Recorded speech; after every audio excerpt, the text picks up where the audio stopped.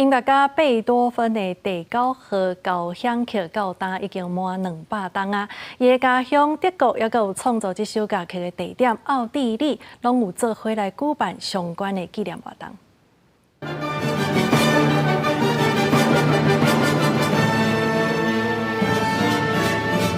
1824年5月初7，维也纳的皇室贵族社会精英受到贝多芬的邀请，参加维也纳皇家宫廷歌剧院管弦乐团伫肯恩顿门大剧院所办的第9交响曲发表会。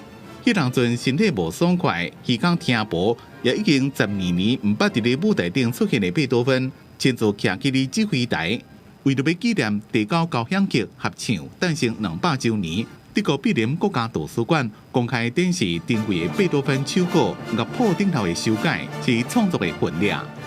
Das ist die Partitur von Beethovens 9. Symphonie, dessen Uraufführung sich jetzt zum 200. Mal jährt. Ja, ist handschriftlich von Beethoven aufs Papier gebracht. Wie man sieht, nicht in einem Schwung geschrieben, sondern eben auch mehrfach korrigiert, redigiert,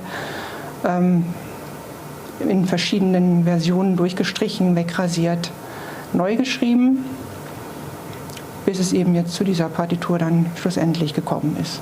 伫维也纳南边30公里远的温泉疗养圣地巴登，就是贝多芬故事第9交响曲的所在。迄当阵伊做的厝，即马已经变做贝多芬纪念馆，展示伊在生时阵所留来各种物件，亲像伊灵感一来，随就甲音符记伫咧窗仔门的茶坑，由德国诗人席勒作品《欢乐颂》所改编的大合唱。 谱出庆生的喜乐，也有自由的快乐。真侪人把《欢乐颂》看作是贝多芬伊心内政治甲社会理念，是对和平的希望，对统一、对司法一家的愿望。伫1985年，欧明也甲《欢乐颂》评做官方的名歌。公司新闻王慧文编辑。